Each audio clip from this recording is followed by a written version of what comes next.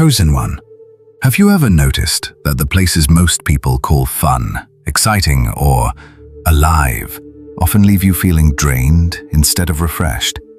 You can show up, smile, interact, and hold a conversation when necessary. Yet something about loud environments never feels natural to your spirit.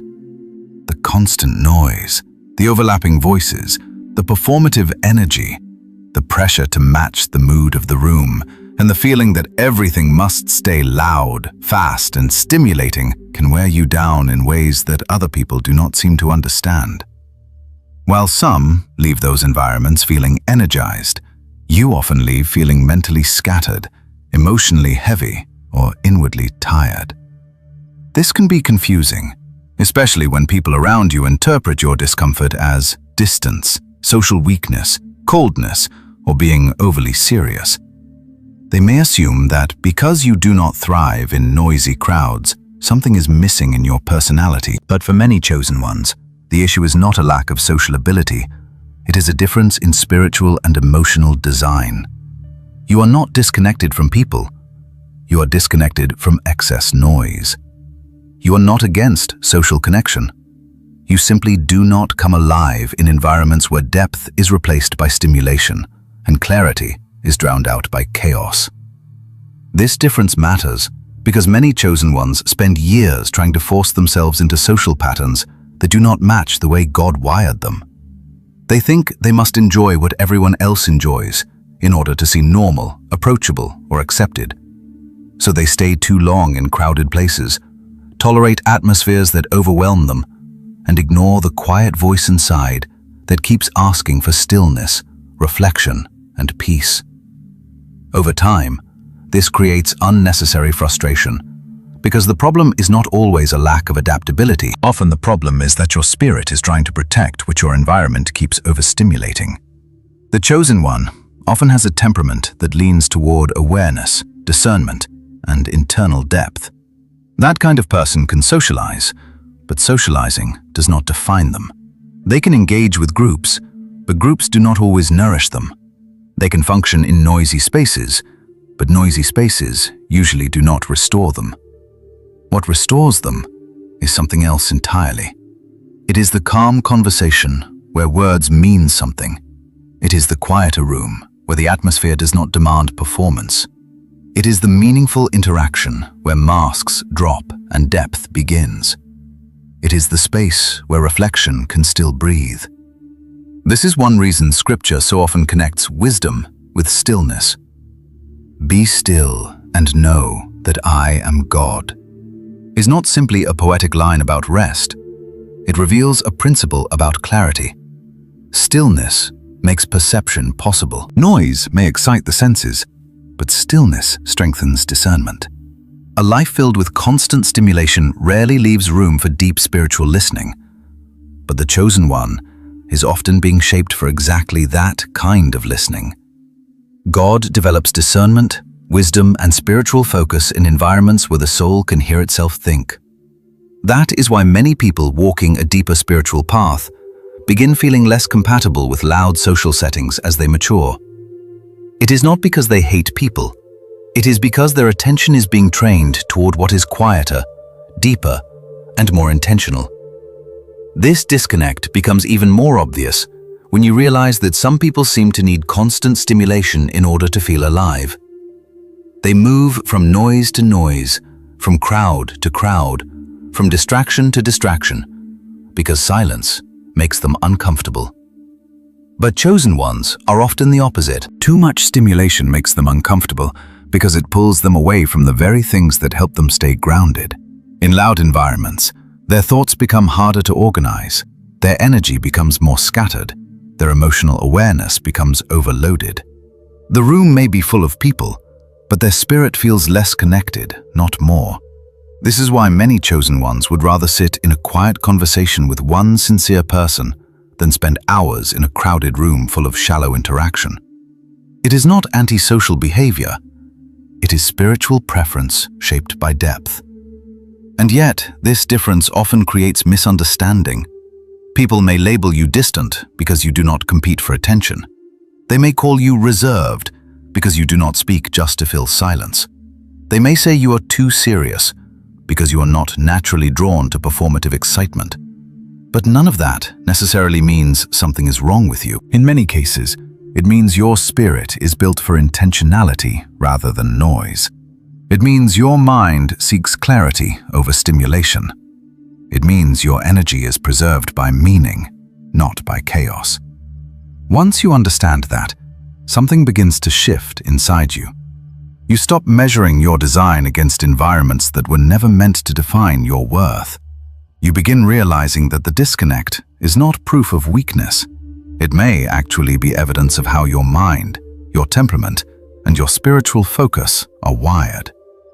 But that disconnect has deeper layers too, because loud environments do not only feel draining because they lack depth, they also interfere with the way some chosen ones think, process, and emotionally engage with the world around them.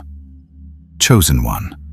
One of the clearest reasons loud environments feel so unnatural to you is because your mind is not built to feed on constant stimulation. It is built to search for depth. While many people feel energized by fast-moving conversations, constant jokes, surface-level excitement, and the endless exchange of reactions that fill noisy crowds, your attention naturally moves in a different direction. You listen for meaning. You notice what is underneath the words. You are less interested in being surrounded by many voices and more interested in understanding the quality of what is actually being said. This is why you can be in a room full of people and still feel undernourished. There may be plenty of activity, plenty of noise, and plenty of interaction, yet very little of it feels substantial enough to hold your spirit. What others experience as fun, you may experience as fragmentation. The energy of the environment keeps moving, but nothing settles deeply. Nothing lingers long enough to become real. For a person wired toward reflection, this can feel exhausting rather than exciting. Meaningful interaction requires room. It requires pauses, sincerity, honesty, and attention. But loud social spaces often reward the opposite. They reward speed, quick reactions, shallow humor, exaggerated presence, and constant stimulation. In those environments, there is rarely enough stillness for deeper thought to take shape. There is rarely enough focus for a meaningful connection to become stronger than the surrounding noise. This is why many chosen ones leave those spaces feeling not only tired, but strangely empty. Their mind was active the entire time, but not nourished. Their presence was there, but their deeper self remained untouched. The issue is not that they are incapable of participating. The issue is that participation in itself is not what their soul is seeking. Their mind naturally wants to go further than the room allows. It wants to stay with one meaningful idea rather than skip across 100 shallow impressions. It wants conversation that reveals something, not interaction that only fills silence. It wants connection, not performance. And when those things are missing, the environment begins to feel emotionally expensive. This difference becomes even more noticeable over time, because people who value depth tend to process life internally before they express it externally. They reflect, they connect ideas, they examine motives. They do not simply react to what is happening in front of them. They also think about what it means, what it reveals, and what lies underneath it. That kind of mind cannot remain clear for very long in environments designed around constant interruption. Every new sound, every abrupt shift in tone, every social performance, every competing conversation pulls attention outward before it has time to go inward. For someone who values depth, this creates tension. Their natural rhythm keeps getting broken by an environment that does not respect stillness long enough for deeper thought to form. That is why loud settings can feel less like social opportunity and more like cognitive overload. The chosen one often experiences this not as fear, but as fatigue. Not because people are bad, but because the environment demands a kind of scattered attention that works against the way their inner life naturally functions. Scripture gives quiet support to this kind of design because wisdom is rarely formed through constant distraction. Wisdom grows where there is room to reflect, where truth can be considered carefully, where the heart is not constantly being pulled in 10 directions at once. Many people think spiritual maturity must always appear loud and outgoing, but much of what God builds in a chosen one is developed in silence, reflection, and focused attention. He teaches through stillness, because stillness allows a person to become aware of what constant noise would have hidden. This is why some individuals feel stronger after an hour of calm conversation than after an entire night in a crowd. Their minds were made to engage with substance, not survive on stimulation. They would rather speak less and mean it than speak often without depth. They would rather connect with one soul honestly than impress many people superficially. That preference is not a flaw. It is often a sign that their attention is designed for intentionality. And intentionality will always feel out of place in environments that reward endless motion over meaning. People who do not understand this may assume you are boring, detached, or too intense. But what they call intensity is often just presence. You are not trying to escape life. You are trying to experience it more truthfully. You are not rejecting people. You are rejecting emptiness. You are not too serious for the room. Your spirit is simply unwilling to confuse stimulation with fulfillment. This is why chosen ones often feel far more at home in quiet places, deeper conversations, or reflective spaces than in loud social environments. Their minds do not seek noise to feel alive. They seek meaning. But intellectual depth is only one layer of the experience, because many chosen ones are not just mentally reflective, they are also highly sensitive to the emotional atmosphere around them, and that sensitivity makes crowded, noisy spaces feel even heavier than most people realize. Chosen one, another reason loud environments feel so draining is that you are not only hearing the noise, you are reading the atmosphere. Many people walk into crowded spaces and experience only the obvious surface of what is happening. The music, the movement, the laughter, the conversations, the energy of the room. But some people sense much more than that. They notice tone, tension, emotional shifts, hidden discomfort, forced enthusiasm, subtle competition, performative behavior, and the invisible pressure people place on one another without ever saying it directly. This kind of observational awareness changes the entire experience of being in a crowd. What looks exciting to others can feel overwhelming to you, because you're not only processing sound, you're processing emotional information from every direction. You notice who is trying too hard to be seen. You notice who is smiling but disconnected. You notice who is dominating the room because silence makes them uncomfortable. You notice where insecurity is hiding beneath confidence, where tension is disguised as humor, and where people are performing a version of themselves rather than resting inside who they really are. In a quiet setting, this sensitivity can become discernment. It can help you understand people more deeply, protect your peace, and recognize what is healthy or unhealthy in a relationship. But in a chaotic environment, that same sensitivity can become overload. A loud crowd multiplies signals. It creates too many emotional currents at once. There are too many expressions to read, too many tones to absorb, too many energies colliding in the same space. For someone who naturally notices these things, the room does not feel simple. It feels dense. This is one reason chosen ones often leave crowded social settings feeling tired in a way that is difficult to explain. They were not just socializing. They were absorbing. They were observing. They were sorting through emotional noise the entire time, even when they were trying to relax. Large groups often amplify the very things sensitive and discerning people find exhausting. Social tension becomes harder to ignore because people change around crowds. Many become more performative, more reactive, more exaggerated, more eager to fit in, impress, dominate, or hide. Crowded environments often reward appearance over sincerity, volume over depth, and speed over thoughtfulness. This does not mean everyone in those spaces is fake or unhealthy.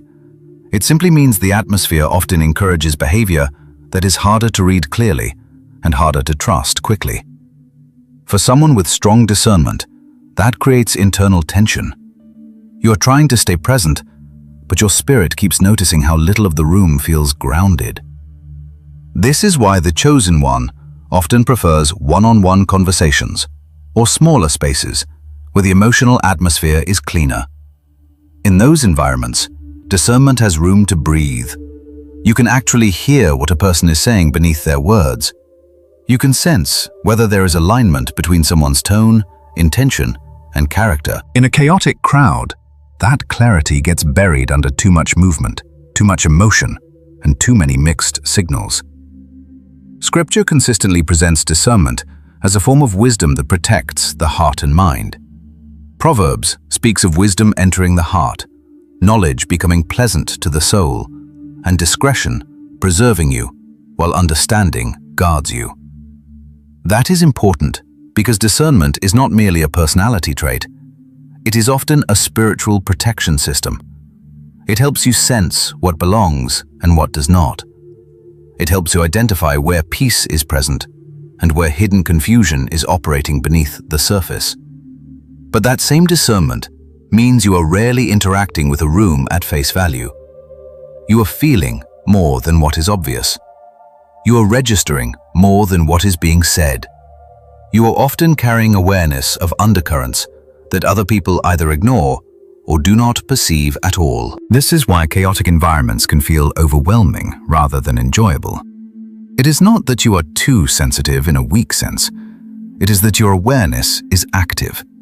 Your internal filters are processing constantly. And when the room is full of emotional inconsistency, unspoken competition, and scattered attention, your nervous system and your spirit both feel the weight of it. Over time, this sensitivity begins shaping the way you choose to live. You become more careful about where you spend your energy. You stop forcing yourself to enjoy what only drains you. You begin understanding that your discomfort in certain environments is not always social failure. It is often feedback. It is your inner life telling you that not every atmosphere is healthy for your focus, your peace, or your spiritual clarity. Once you accept that, the way you interpret your difference begins to change. You stop seeing yourself as disconnected from life, and you begin realizing that your spirit may simply be calibrated for a different kind of engagement. One that values clarity over chaos, discernment over distraction, and intention over noise. And as that understanding deepens, another truth becomes clearer. Sometimes avoiding loud environments is not just preference, it is protection for the purpose God is asking you to carry. Chosen one, as your awareness deepens and your sensitivity to atmosphere becomes clearer, another part of the picture begins to make sense. Sometimes, you do not avoid loud environments because you are antisocial, overly intense, or disconnected from people. Sometimes you avoid them because your purpose requires a level of focus that chaos keeps disrupting. Not every environment is neutral. Some places feed clarity, and some places scatter it. Some conversations sharpen your direction, and others slowly pull your attention away from what matters most. A chosen one eventually learns that energy is not an unlimited resource. Time is not endless. Mental focus is not something you can spend carelessly without consequences. Every crowded room, every unnecessary social obligation, every atmosphere built on noise, performance, and distraction demands something from you. It takes attention. It takes emotional energy. It takes mental space. And if you are called to build something meaningful, to heal deeply, to grow spiritually, or to walk with intentional discipline, then that constant demand becomes expensive. This is why many chosen ones naturally become more selective over time. They begin realizing that not every invitation deserves a yes, not every social setting deserves their presence, and not every environment is compatible with the life God is shaping in them. At first, this can feel strange, especially in a culture that often treats constant activity as proof of relevance and constant social presence as proof of health. People may assume that if you do not enjoy the crowd, something is missing in you. But the deeper truth is often the opposite. Something is becoming stronger in you. Your focus is increasing. Your standards are becoming clearer. Your energy is no longer available for anything that scatters what God is trying to gather in your life. This is where boundaries become essential. Boundaries are not simply about keeping people away. They are about keeping your direction intact. When someone carries purpose, every environment affects that purpose in one way or another. Loud settings often do not seem dangerous on the surface. They may look harmless, social, even normal. But over time, they can consume more than people realize. Constant stimulation keeps the mind reactive instead of reflective. Constant noise weakens the ability to listen inwardly.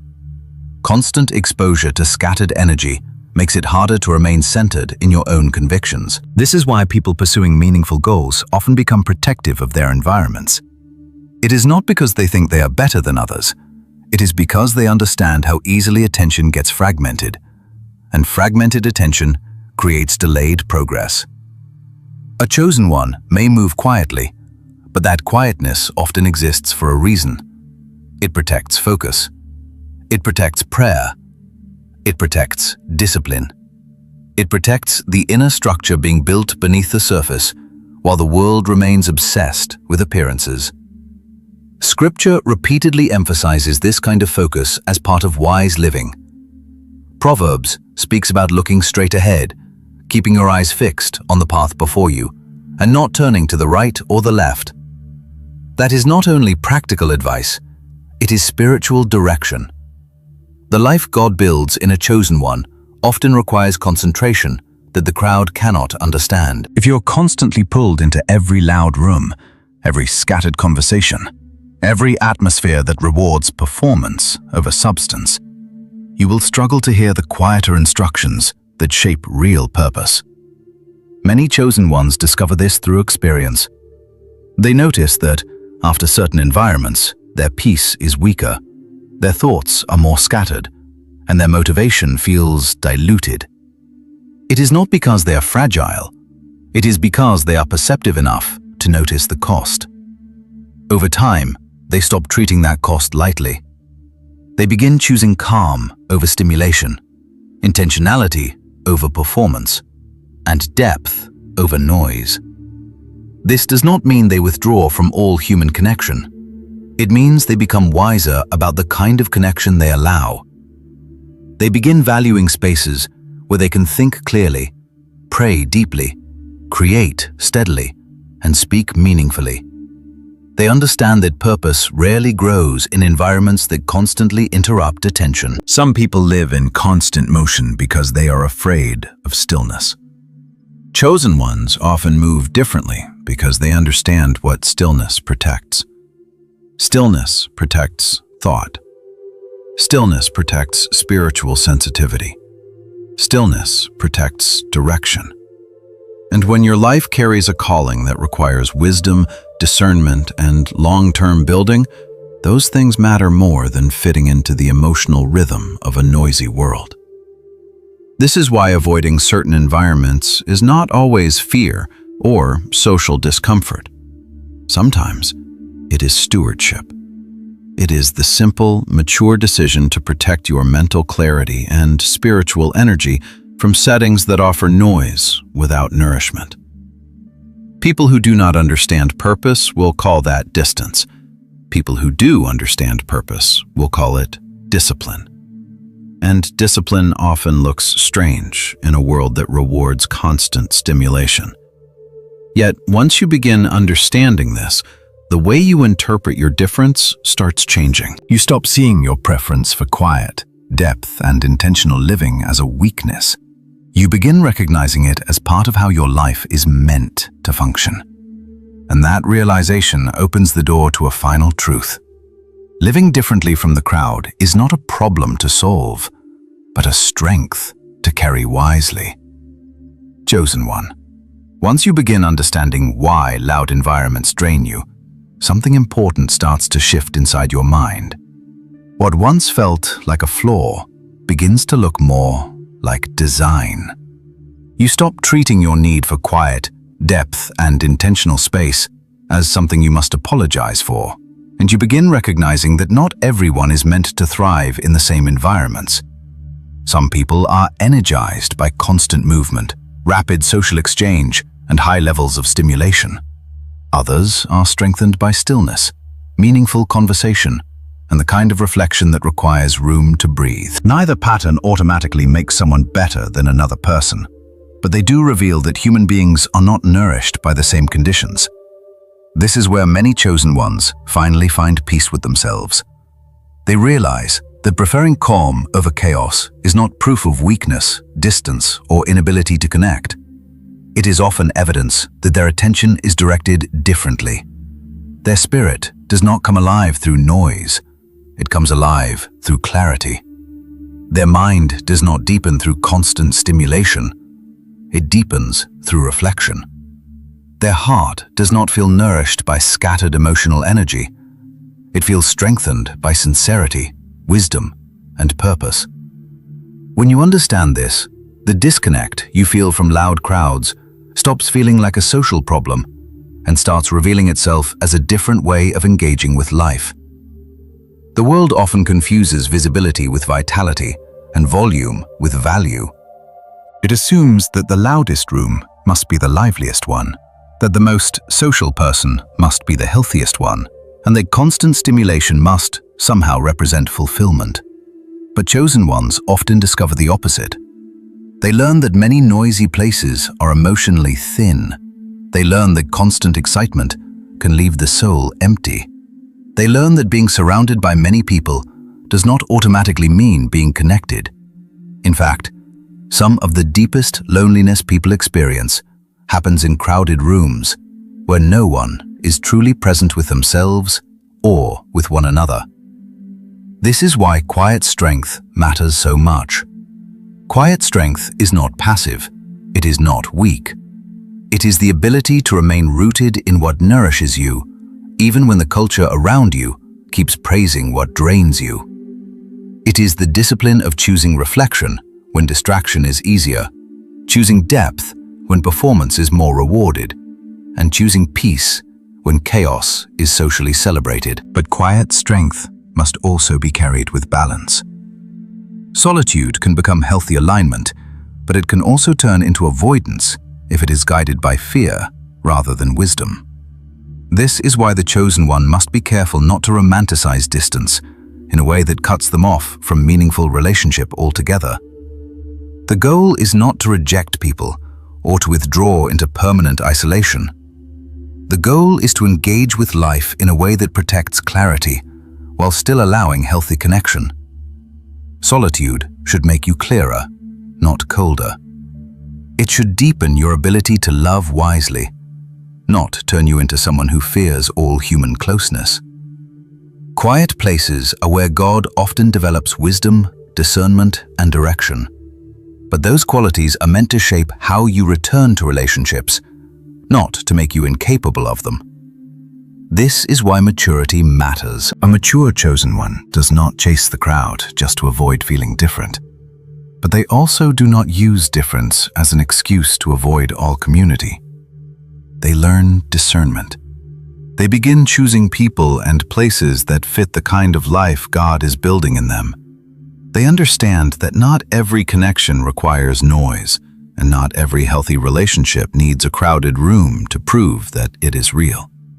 They become more intentional about where they spend their time, more selective about what kind of social energy they allow into their life, and more comfortable with the fact that their peace may require a different rhythm than the one the culture around them expects. This is not disconnection from the world. It is a more thoughtful way of moving through it. God often develops clarity in quiet places because quiet reveals what noise keeps hiding. In quiet, motives become easier to examine. Thoughts become easier to hear.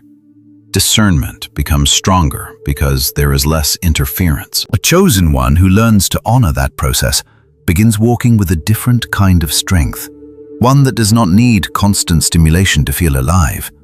They can sit in silence without fear. They can listen more than they speak. They can step away from what scatters their spirit without feeling guilty for disappointing the expectations of louder people. And in a culture that often rewards constant excitement, that becomes a quiet form of power.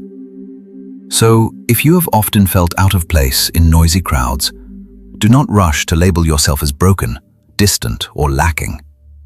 Look deeper. It may simply mean your life is designed for a different kind of engagement, one rooted in depth, clarity, and intention. The important thing is not to force yourself into every environment that applauds noise. The important thing is to remain honest about what helps you stay aligned with peace, purpose, and God's direction.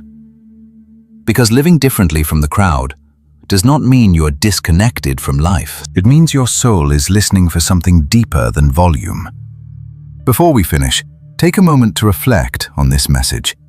If you've ever felt out of place in loud, chaotic environments, that does not automatically mean something is wrong with you. Sometimes it simply means your spirit is built for depth, clarity, and intentional living. If this message spoke to your experience, like this video so it can reach others who may feel the same way. Share it with someone who needs this encouragement today. And if you want more content about the Chosen One journey, spiritual growth, and quiet strength, make sure to subscribe and turn on notifications so you don't miss the next message.